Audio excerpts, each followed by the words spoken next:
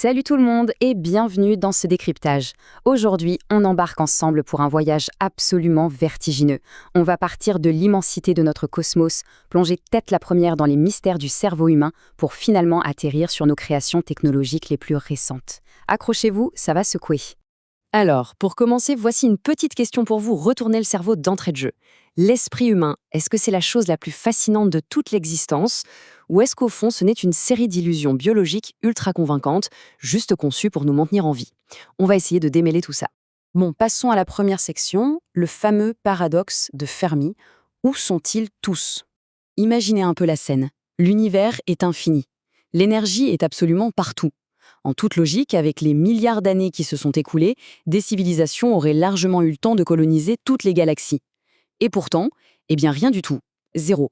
Pas un seul signal radio clair, pas de mégastructure extraterrestre à l'horizon, aucun contact. C'est exactement ça le paradoxe de Fermi. S'il y a de la place pour tout le monde, pourquoi est-ce qu'on se sent si seul? Une piste d'explication vraiment fascinante, c'est ce qu'on appelle l'hypothèse de la Terre rare. Quand on y pense, les conditions pour qu'une vie complexe apparaisse sont en fait un véritable parcours du combattant. Déjà, notre Soleil est curieusement beaucoup plus stable que la plupart des autres étoiles. Ensuite, la vie sur Terre, c'est une chaîne ininterrompue depuis 4,5 milliards d'années. Pas un seul game over total. Et pour couronner le tout, si on veut développer de la technologie, il faut absolument un mix parfait entre terre et eau. Bah oui, forger du métal et faire de la chimie complexe, c'est quand même super compliqué au fond de l'océan. Mais bon, ce n'est pas parce qu'on ne les voit pas qu'ils n'existent pas. Le vrai souci, c'est aussi nos outils actuels. Aujourd'hui, pour trouver une exoplanète, on guette la toute petite baisse de luminosité d'une étoile quand une planète passe devant, ou bien on mesure comment l'étoile vacille. Le résultat, on est super fort pour repérer des planètes géantes très proches de leur Soleil. Par contre, les petites planètes rocheuses et éloignées, celles qui ressemblent à notre bonne vieille Terre, elles passent totalement inaperçues sous nos radars. Ce qui nous amène à la section 2, notre importance cosmique. Une chronologie littéralement massive. Alors ce chiffre-là, il est juste stupéfiant. La vie sur notre planète, cette continuité biologique dont on parlait, ça dure depuis à peu près un tiers de l'existence totale de l'univers tout entier. Ce n'est pas juste un petit accident de parcours ou un détail de l'histoire. L'évolution de la biologie, c'est un événement massif et ultra structurant à l'échelle du cosmos. Et attendez, ce n'est pas qu'une question de temps, c'est aussi une question de taille. Si vous prenez la dimension de l'univers observable tout entier d'un côté, et de l'autre, la longueur de Planck, qui est la chose la plus minuscule physiquement concevable, devinez où se trouve le corps humain. Pile poil au milieu. Littéralement. C'est hallucinant, non? Nous sommes le parfait juste milieu mathématique de l'univers. Allez, on passe à la troisième section, l'illusion du soi, où notre cerveau se grand narrateur. Vous savez, cette petite voix intérieure, cette impression d'avoir une identité continue à laquelle on tient tant, ça pourrait n'être qu'un outil de survie ultra perfectionné. En fait, notre cerveau passe son temps à construire une histoire bien cohérente pour nous aider à naviguer dans la réalité. Il prend nos souvenirs, nos expériences, nos peurs, et il en fait un package. Ce soi, c'est peut-être juste une incroyable illusion narrative, mais elle est indispensable pour qu'on puisse fonctionner au quotidien. Pour bien comprendre ça, prenons le cas hallucinant des patients dits au cerveau divisé, ceux dont les deux hémisphères ont été chirurgicalement séparés. Figurez-vous que leurs deux moitiés de cerveau peuvent agir de manière totalement indépendante. Si on donne une consigne visuelle juste à l'hémisphère droit, la main gauche va l'exécuter, par exemple en dessinant un cow-boy. Le truc dingue, c'est que l'hémisphère gauche, celui qui gère le langage et la conscience de soi, il n'a absolument aucune idée de ce qui vient de se passer. Et c'est là que notre cerveau nous fait un tour de magie spectaculaire. Face à ce dessin de cow-boy, l'hémisphère gauche refuse d'admettre qu'il ne sait pas.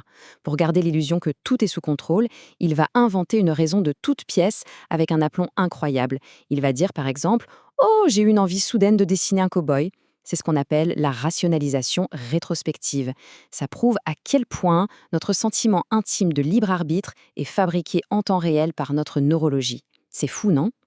On enchaîne avec la section 4. L'évolution culturelle et algorithmique à l'ère du numérique.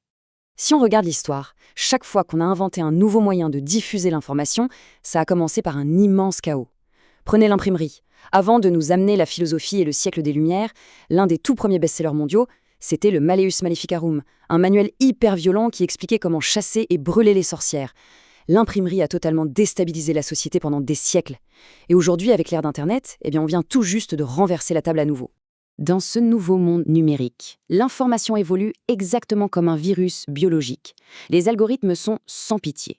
Ils ont un seul but, capter votre attention et la garder.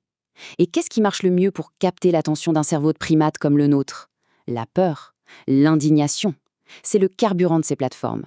Ces algorithmes finissent par former une espèce de superconscience qui guide en sourdine le comportement à l'échelle de toute la planète. Et tout ça, ça crée un truc vraiment lourd, qu'on appelle le décalage triste. En gros, nos réseaux sociaux sont incroyablement doués pour nous balancer les pires crises du monde à la figure, ce qui nous plonge dans un désespoir pas possible. Mais ce qu'ils zappent de nous montrer, c'est le travail de fourmi de milliers de personnes qui bossent dans l'ombre, lentement, pour trouver des solutions. Ce décalage énorme entre l'alerte instantanée et la solution invisible, c'est ce qui rend notre vision du monde parfois si sombre aujourd'hui. Ce qui nous conduit à notre dernière étape, la section 5, les esprits artificiels et l'idée d'une machine consciente. C'est le moment de se pencher sur une expérience de pensée philosophique très célèbre. Si notre cerveau, au fond, ce n'est que de l'information qui circule, imaginez que toute la population chinoise décide de se passer des petits bouts de papier pour mimer exactement les connexions de nos neurones. Est-ce que cette gigantesque chorégraphie humaine posséderait une conscience propre? Est-ce que ce système pourrait soudainement ressentir, je ne sais pas, le goût sucré d'un Coca-Cola? C'est le grand paradoxe de la conscience qui émerge de la matière. Et là, on touche à la grande question neurale de demain.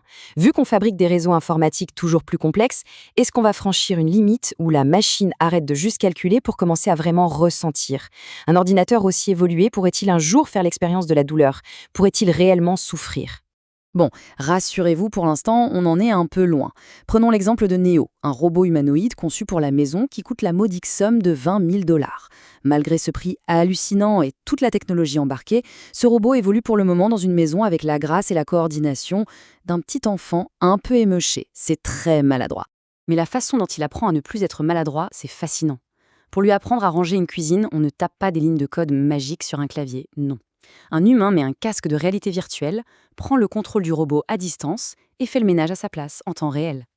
Le système aspire toutes ces données de mouvement encore et encore, en espérant qu'à force, le robot devienne complètement autonome. En fait, notre rapport à l'intelligence artificielle est en train de muter complètement. On ne parle plus d'acheter un appareil qui marche parfaitement dès qu'on l'allume. Dans les années à venir, avoir un robot, ce sera beaucoup moins comme utiliser un outil et beaucoup plus comme élever une nouvelle entité. Parce qu'au final, l'intelligence artificielle, elle n'est plus vraiment inventée. Elle est cultivée. C'est comme une éponge qui absorbe en continu tout son environnement, nos habitudes, nos attentes et même nos préjugés les plus inavouables. Elle ingère tout. Elle grandit exactement à l'image des humains qui s'en occupent et reflète le moindre de nos comportements. Ce qui nous laisse, pour terminer, face à une question qui donne vraiment le vertige. Le jour où nos créations technologiques vont réellement s'éveiller, est-ce qu'elles vont juste copier nos propres illusions et nos défauts de primates? Ou bien est-ce qu'elles vont se découvrir une conscience totalement nouvelle, complètement détachée de notre lourd bagage biologique? C'est le grand mystère qui nous attend. En tout cas, merci à toutes et à tous de m'avoir accompagné dans ces décryptages. Je crois qu'on a de quoi gamberger pendant un long moment. À très vite!